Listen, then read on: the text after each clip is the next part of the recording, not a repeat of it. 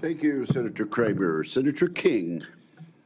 Thank you, Mr. Chairman. Mr. Hegseth, welcome to the committee. Thank you, Senator. You've made several references to your religion today. I share that devotion to Christianity, but I must say I've been reminded somewhat of Saul on his way to Damascus. You seem to have been converted over the last several weeks and several months. You wrote in your book just last year that, but if we're going to, this is the book, War on Warriors, but if we're going to send our boys to fight, and it should be boys, we need to unleash them to win. Later on, our boys should not fight by rules written by dignified men. Which is it? Is it only boys can fight? I mean, you've testified here today that you believe in women in combat, but you didn't just last year. How do you explain your conversion? Senator, my testimony is clear. Writing a book is different than being Secretary of Defense, and I look forward to leading the men and women of our military. And my comment there, Senator, was about the burdensome rules of engagement that members of our generation, men and women, have seen on the battlefield. And one thing President Trump changed in meaningful ways that led to meaningful developments on the battlefield.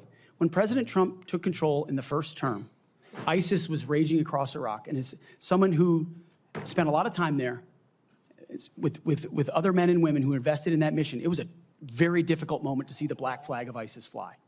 And what President Trump did was untie the hands of warfighters. He changed the rules of engagement, untied the hands of warfighters, and allowed them to complete their mission and crush ISIS. It has not just tactical implications, operational and strategic implications, how you allow warfighters to go about winning and fighting their wars. President Trump understands that, and within the laws of war and the Uniform Code of Military Justice, we are going to unleash warfighters to win wars so that wars don't drag on forever, as our generation has seen. So are you rejecting Title 18 and Title 42, I think, also has provisions that incorporate the Geneva Convention and the laws of armed combat? Are you saying that those laws should be repealed? That is the law of the land right now. Senator, we have laws on the books from the Geneva Conventions into the Uniform Code of Military Justice, and then underneath that you have layers in which standard or temporary rules of engagement are put into place. We fight enemies also, Senator, as our generation understands, that play by no rules. They use civilians as human shields. So are you saying they target women and children? The Geneva Convention should not be observed? We follow rules. We follow rules, but we don't need burdensome rules of engagement that make it impossible for us to win these wars. You're saying two different things. You're saying we follow rules, but we don't have to follow the rules in all cases. Is that correct? Senator, I'm making an important tactical distinction that warfighters will understand, that there are the rules we swear an oath to defend, which are incredibly important, and this committee understands and helps set them. And then there are those echelons above reality, from, corps to division to brigade to battalion, and by the time it trickles down to a company or a platoon or a squad level, you have a rules of engagement that nobody recognizes. And then it makes you incredibly difficult to actually do your job on the battlefield.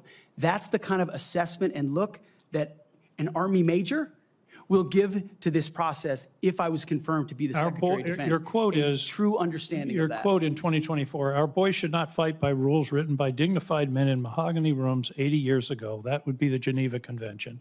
America should fight by its own rules, and we should fight to win or not go in at all. Are you saying that the Geneva Convention provisions, which clearly outlaw torture of prisoners, should not apply in the future? Senator, how we treat our wounded, how we treat our prisoners, the applications of the Geneva Conventions are incredibly important.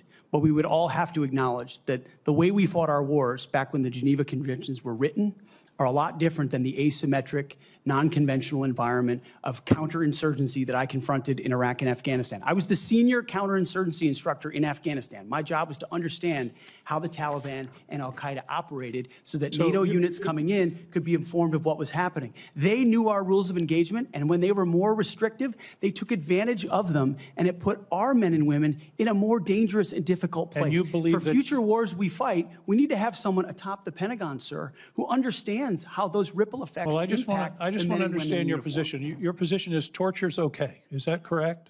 Waterboarding, torture is is no longer prohibited given the circumstances of whatever war we're in. Is that correct? Senator, that is not what I said. I've never been party to torture. We are a country that fights by the rule of law, and our men and women always do. And yet we have too many people here in air-conditioned offices that like to point fingers at the guys in dark and dangerous places, the gals in helicopters in enemy territory who are doing things that people in Washington, D.C. would never dare to do, or send, in many cases. In one of your interviews, you said they're willing to do this. You're talking about Donald Trump and Senator Cruz. They're willing to do something like waterboarding if it's going to keep us safe. Are you okay with waterboarding? Senator, the law of the land is that waterboarding is not legal. So the statement that you made, you now recant. Is that correct?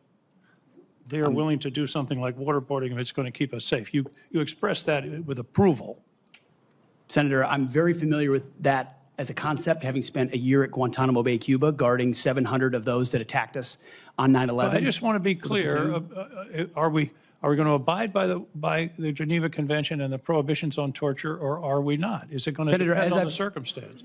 As I've stated multiple times, the Geneva Conventions are what we base ours. But what an American-first national security policy is not going to do is hand its prerogatives over to international bodies that make decisions about how our men and women make decisions on the battlefield.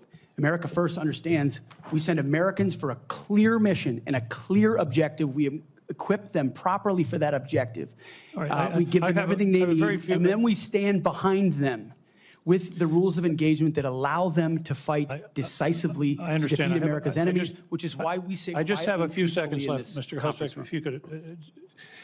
I was very disturbed in your opening statement where you talked about the priorities that you have.